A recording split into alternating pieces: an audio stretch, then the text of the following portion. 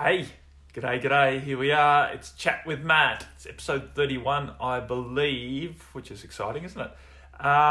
It's the 7th of August here in New Zealand. I know it's still the 6th in other parts of the world, so that's awesome as well.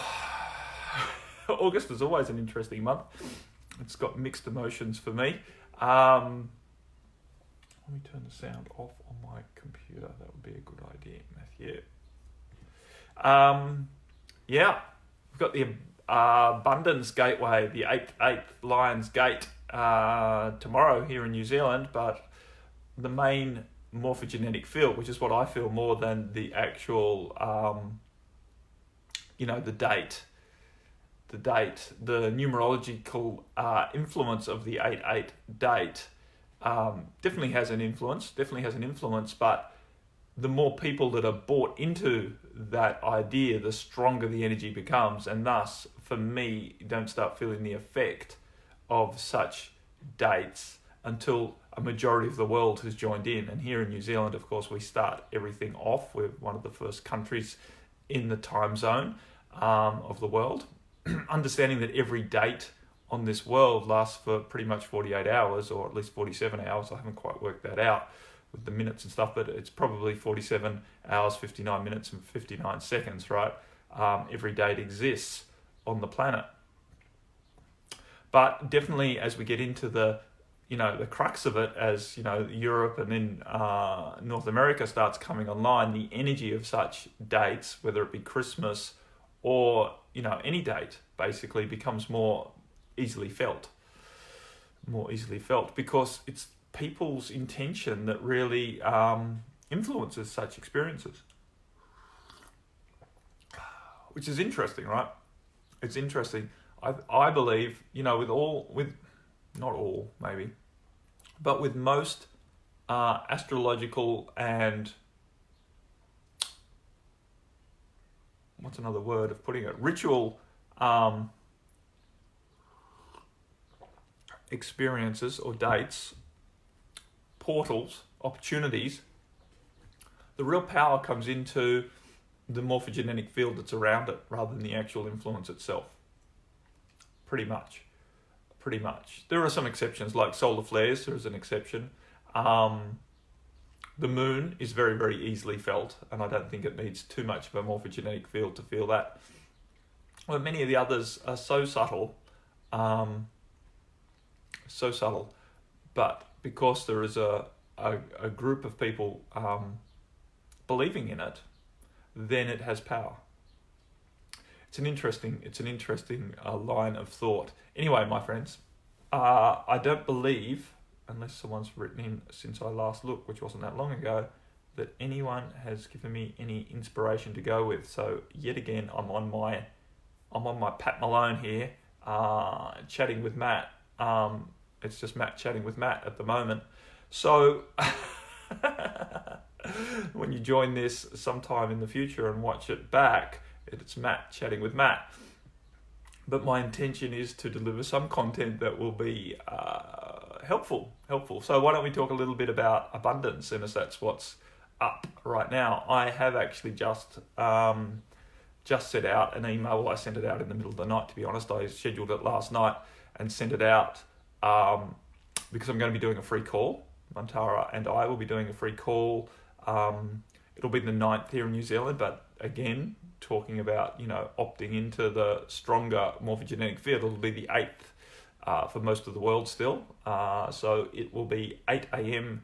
here for me in 2 days' time, which will be the 9th. But it will be 3 p.m. Pacific time or 9 p.m. in the UK on the 8th of the 8th. So that's there. If you're looking for that information, I will post it on Facebook. I have not yet, but I've just sent an email out advertising that opportunity. It'll just be like a 40-minute call. I was going to make it a 30-minute call, and then I thought, who are you kidding, Matthew? You can never bring anything in on time. Why don't you just say it's going to be 40 minutes? And that'll basically give us 20 minutes to talk in English, a little bit about the concepts. Hey, Sister Meg. And then 20 minutes to do a good session of light language to facilitate the space. So that is coming up And of course, if you don't make it live, which is very understandable depending on where you are in your time zone, then it's just as powerful in replay. So if you're interested in that, it's absolutely free, no opt-in required. Just find it out. And if you can't find the details, then put a message under this and I'll post them for you, or message me or email me or whatever. No problem. I'm here to serve. But abundance, right? Abundance is a real interesting concept because everyone wants more, right? We've been trained from a real early age in this lifetime anyway, in our society anyway, to want more. More is better. More is always better, right? If you can have more of something, you're doing well, you're succeeding, and you should be happy. You should be happy if you have more. That messaging has been, very, very intensely educated into us because, don't want to become too much of a conspiracist, but basically that's what keeps the wheels of the economy turning. That's what keeps those who run the economy on the higher end, above the government, very, very, very powerful and rich. Having people producing and consuming in order to find their happiness. It's massively powerful for them and massively disempowering for the masses. I know there was a lot of mass there. There's a lot of mass there. I've been talking about momentum, talking about mass. Because, of course, momentum is a big part. Mass is a big part of momentum, not just velocity. So that's just a little aside. I've been talking about momentum in my ongoing group because it's really, really, really beneficial to maintain our momentum as we progress through this process, because there's always going to be lots of bumps and potholes along the way, and if you've got some momentum behind you, you tend to bounce through or over those impediments rather than getting stuck behind them. If we can maintain our momentum, we tend to get through things much more quickly than if we're going slowly with no real motivation behind us. Anyway, I can talk more about that if you want to hear it. Pop it in the comment. You make a comment. Reach out, send me a question or a request, and I can talk about it. But for right now, I'm still chattering away about abundance, right? Because our society has been, indoctrinated into this idea of lack. We're sold scarcity on all levels to keep us working hard and to keep us trying hard and to keep us all disempowered and, eager to please the top end of the pyramid, right? And it's coming to an end. It's the energies are not supporting that anymore, and so it's unraveling, and that's really scary for a lot of people because one of their core beliefs is this idea that if I keep trying hard, if I keep my nose to the grindstone, I'm going to find happiness eventually. And people are starting to work out that it's not true. And there's a bit of dismay around that, because if that's not true, then what is true about happiness and abundance and the very foundational backbone of how our society's been built, which has been around this idea of lack and trying hard to make yourself successful in order to become happy. That's how most people have their lives mapped out, right? They're mapping their lives out to find happiness via the accomplishment of things that are supposedly scarce, right? Money and objects and all of that sort of good stuff, including relationships and all the rest of it. There's a whole idea, out there around the scarcity of an appropriate partner for you, and that, you've got to find Mr. or Mrs. Right in order to be happy. And that's hard. Interesting, right? We're talking about morphogenetic fields as we came onto the call, and what the majority believes is what is very powerfully presenting on the planet. My computer's telling me to breathe.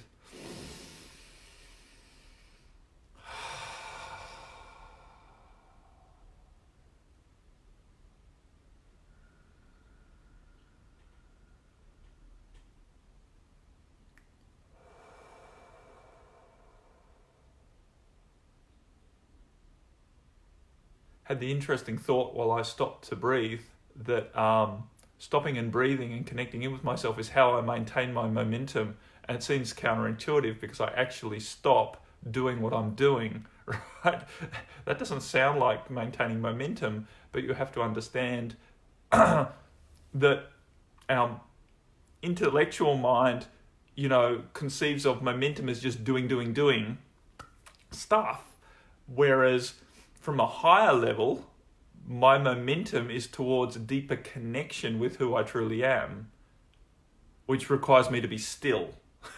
Right? So the stillness and the quietness is actually what is feeding my momentum towards my big outcome, right? Which is a deeper connection with who I really am and a more expansive way of interacting with the all, a more expansive understanding of the all in its totality. Exactly, Meg. It's a pit stop, just a quick pit stop, happens every half an hour. That's how I maintain my momentum and my sanity and keep myself out of inducing stress.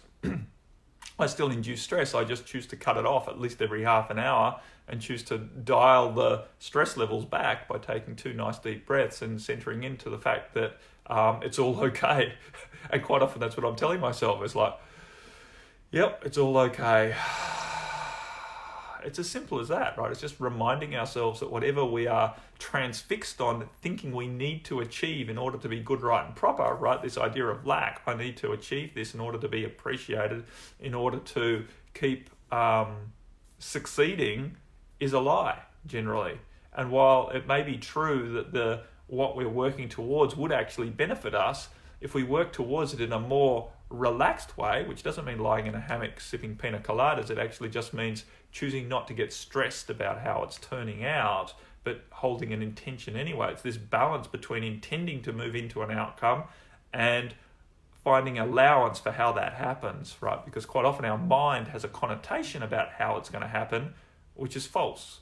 And if we keep wanting the mind stuff to be true and fighting what is actually unfolding, then we hold ourselves back. We make ourselves stuck. So acceptance that things turn out in ways that we don't understand is really, really beneficial. It's really beneficial to our ongoing health, physically, mentally, emotionally,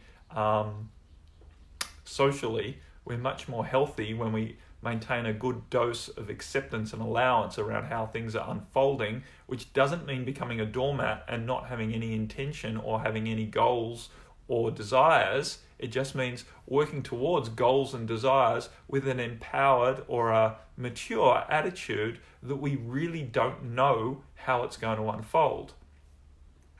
We really don't know. And quite often there has to be a few steps backwards before we can achieve those goals or desires. And if we're not prepared to take the steps backwards, then we will never get to the goal or desire that we're holding. So having allowance for the fact that sometimes it seems like we're going backwards before we can go upwards again is going to help you. This lie that we have in our mind that progress should be just this smooth straight line sailing up into off the edge of the graph, is just ridiculous. It is just ridiculous. It never looks that way, not at least in my experience. So, but abundance, right? Really what it's coming down to me to, and I've known this, quote unquote, known this for a long time, but really getting very clear on the reality of it is any sort of external abundance, the folding money that we want, or, a plethora of opportunity, good times, friends, nice experiences, only sort of arises after you've really embraced an abundance of yourself. Self with a capital S, right? Hey, Sister Stacey. So, stopping and taking those 2 deep breaths that I do every half an hour, and I'd encourage you to do at least sometimes during the day, is going to help you embrace the abundance of who you are. The real root, the real foundation of abundance is an abundance of your own light. Sister Robin, welcome. Is the abundance of your own light within you. And once you really embrace the abundance of light that you are and allow that to radiate out through you, around you, then you start attracting and allowing more abundance into your life in the external. Of course, again, you have to remember that there's a process and it's not a straight line. It's not right now I'm choosing to align with my abundance, and yes, I'm breathing out and I'm allowing it to radiate out around me. Now, where's all the abundance coming to me? Quite often you'll find yourself go backwards for a while, right? Stuff will start getting stripped away. You'll start having experiences of losing stuff to help you release your lack mentality. It's a test, right? It's not that the universe is testing you, but it certainly is very testing for you, right? No greater power is testing you to see if you are worthy of abundance, right? But it's basically the process of moving out of lack mentality into abundance as you really embrace the vibration is a releasing process. And what you're releasing is going to feel like lack because you feel what you are releasing. You don't feel what you're moving into. That's the hard part of spiritual transformation. It's very, very not so easy.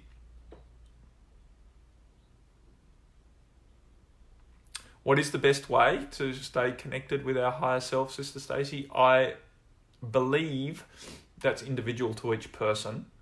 But what works really well for me is to just take some deep breaths. It can help to ground into the earth, to help you have a foundation to feel more of your higher self. First thing to understand that you're never disconnected from your higher self. It's only your awareness of the connection. That's all we're talking about. Strengthening or may feel, weak or lacking is, you're always connected to your higher self. You can't be disconnected from your higher self. You exist within your higher self. That's how connected you are. Your higher self created you from within themselves. Sorry, I've got very croaky all of a sudden, which is interesting because I haven't been for the last quite a while.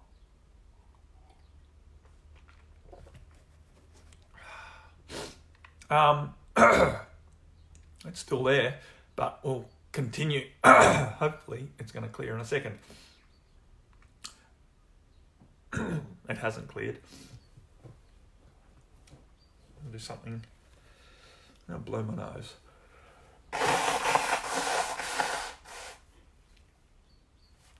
Always a dangerous thing to do on camera. Okay, so understanding first and foremost that the idea that I'm not connected to my higher self is in fact always a lie or an illusion or a delusion.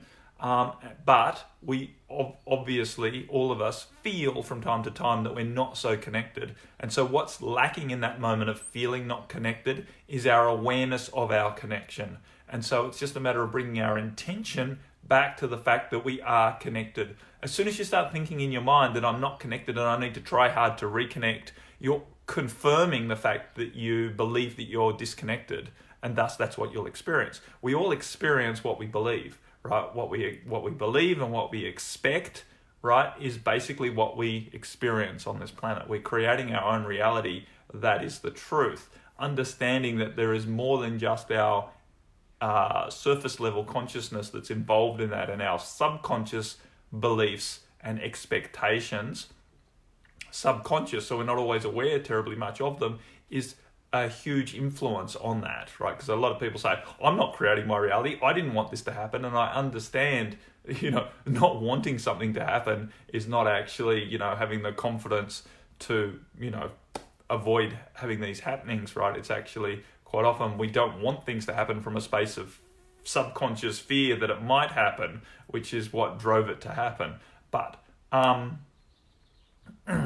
sort of got lost a bit there. The important thing is, though, Stacey, is to allow yourself to enjoy your connection with your higher self more and more, is to choose to remember that you are inherently connected to your higher self and you can't lose that connection. And it's just a matter of drawing or bringing your awareness or your, what's the other word? Attention to the fact that you are connected. So you breathe in with an intention to feel your connection as opposed to breathing in with an intention to find or to make a connection, right? Because the second option intimates that you're not connected and that there's something you need to struggle to do. And in fact, when you remember the first idea that I am connected, I just need to bring my attention to it, that seems much easier, right? And so And so it is, right? And so it is. You believe you're connected and you're just not feeling it at the moment. You go, oh, I just want to feel my connection again. Well, there it is. Right, because you've made it an easier option in your mind. You've made it easier, and thus it is easier. So that's and the simpler you keep the process, right? If you believe that you can connect yourself, or if you believe you can remember or refeel or realign with your connection with just a couple of deep breaths, then so it is. But if you think it's going to require you, to meditate on top of a mountain while repeating a whole heap of mantras and mandalas, then you've got to do that, right? So don't make it complicated. Don't make it complicated. You can, make it easier for yourself. If you need some more than just a couple of deep breaths, then make it a couple of deep breaths standing on your feet, consciously grounding into the earth. If you have the opportunity to get out in nature while you do it, which is great in summer, then do that. But if you don't have that opportunity, then choose not to think that you need to do that, right? Understanding that there's all sorts of ways of making it easier for us to feel our connection with our higher self, like getting out in nature, finding a quiet space, having pleasant music on, yada, yada, yada. But ultimately, it is just an intention. And the stronger you believe in the power of your intentions, the greater and the more empowered you will be to walk through this planet, walk through this earth, through this life experience in a joyful way, because you'll be creating what you're looking for. So that's awesome. Thank you for that question. So understanding, coming back to this idea of abundance, because I'm going to do this abundance-free call in a couple of days, and we got the 8th gateway, understanding that you inherently are infinite, and that's abundance personified, right? Infinity is what we're talking about when we're talking about abundance. Abundance just means a lot of, right? It doesn't actually mean money. A lot of people want to use the word abundance instead of money because they don't like the word money. They have various fears around money, and that's not so helpful, right? Just asking for abundance means you're just asking for a lot of, and it's really going to help you to specify what you're asking for an abundance of. Because plenty of us have an abundance of problems, and that's not really what we're asking for. So also last week, you somehow named the process of relaxation as better connection to your higher self. That really helped me.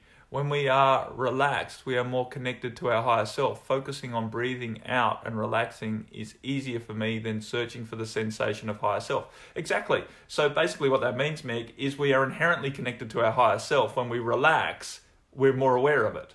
It's our stress that keeps us out of our awareness that we are connected to the higher being that we are. We are connected to this infinite source.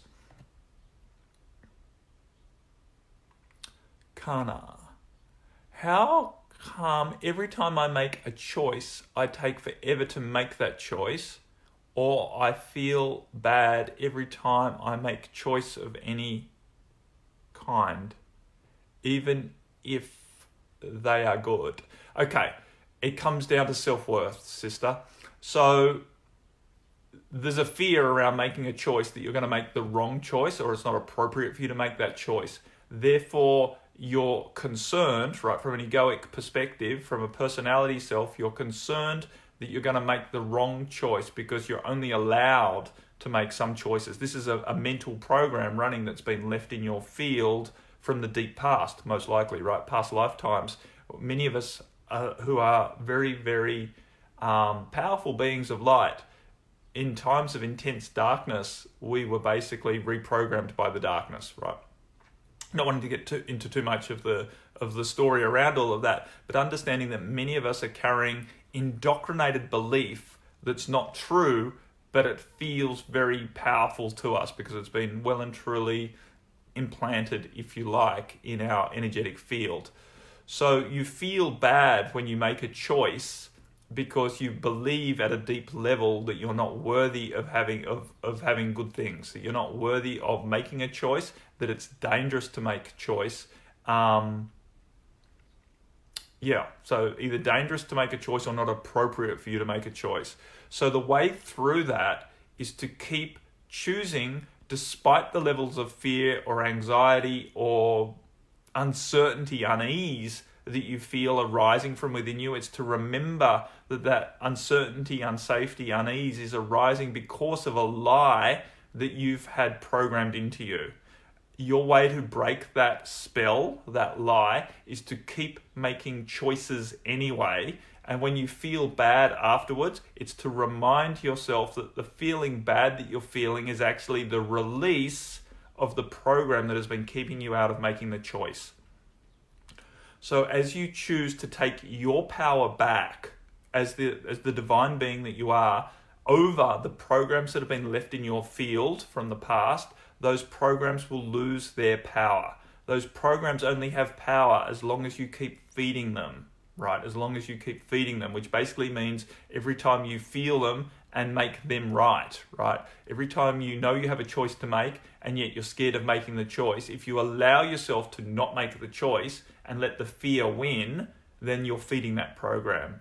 Every time you make a choice anyway and you feel bad afterwards, if you allow yourself to dwell in feeling bad afterwards, if you allow that feeling bad to influence how much you can enjoy the choice that you made, even if it was a good choice, then you're feeding that old program. So it's not that you're not supposed to feel bad after making the choice, it's that you just bring a higher thinking to it and go, I'm feeling bad because I'm releasing that old program and I'm not going to let it win. I'm going to go and enjoy this, even though I'm feeling in my being, in my body, right? Because people who are very sensitive like you feel it in your body, but it's just resonance from the past and it's not the truth. It's not pertaining to the now moment, even though it feels like it. I know that's difficult to get solid with, to get confident around, but that's your challenge.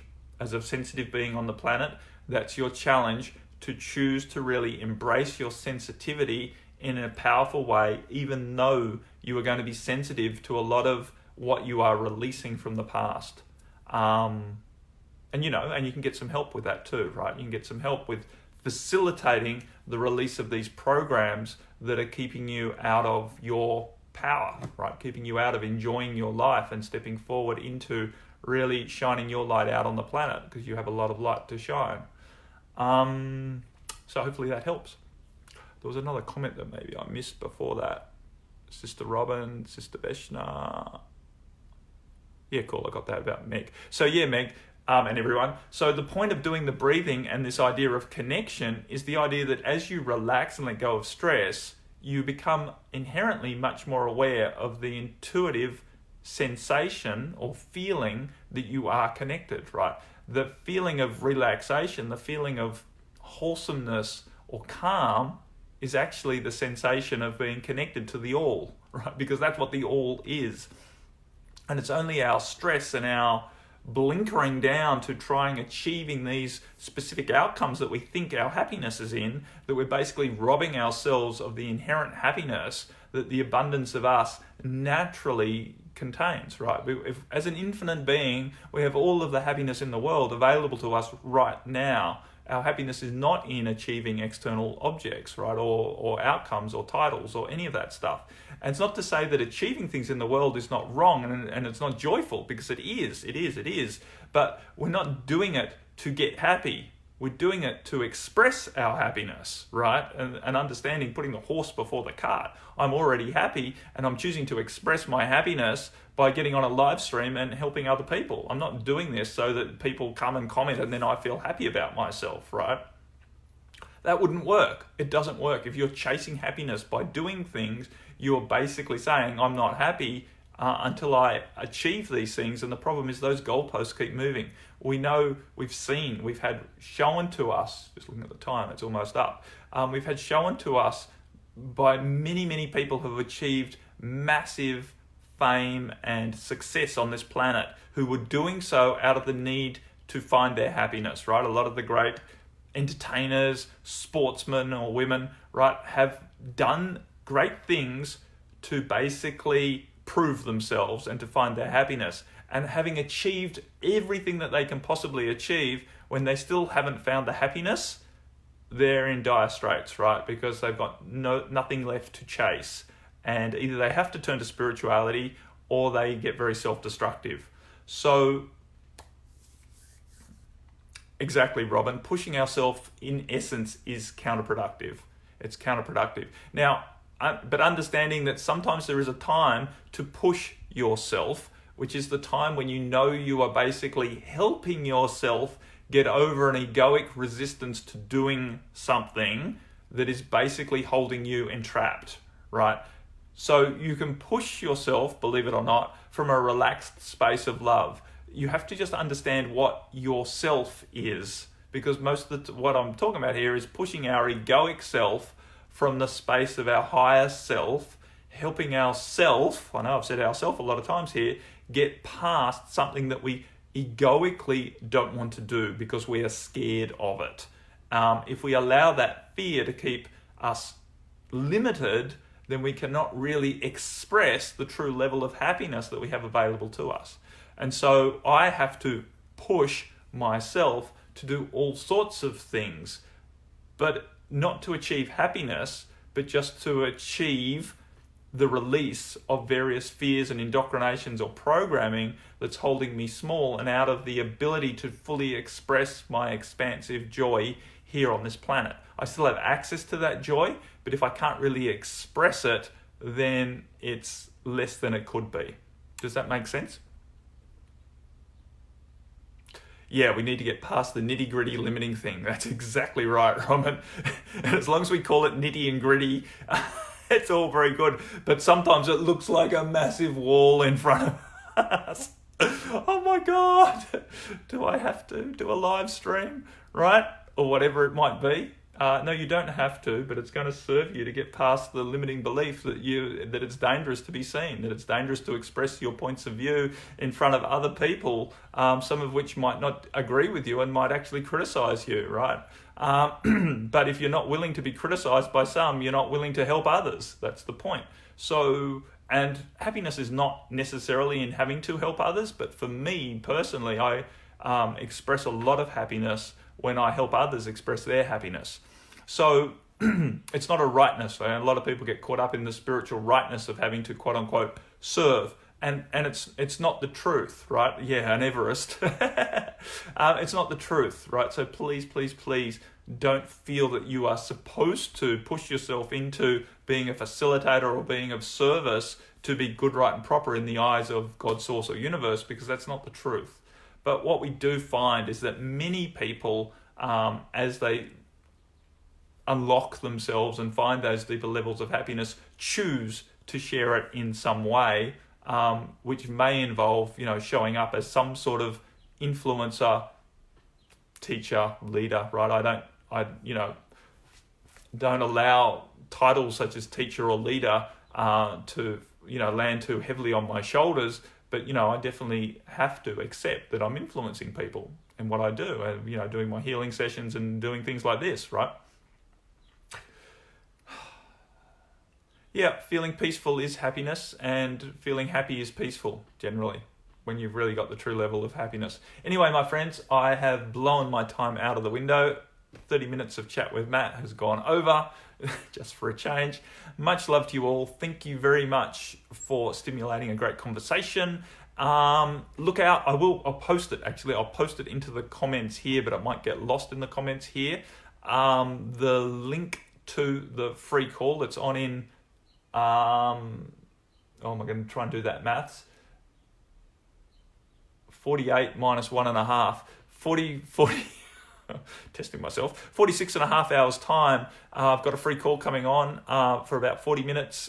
It will be via instant teleseminars, so you can listen via your computer or via the phone.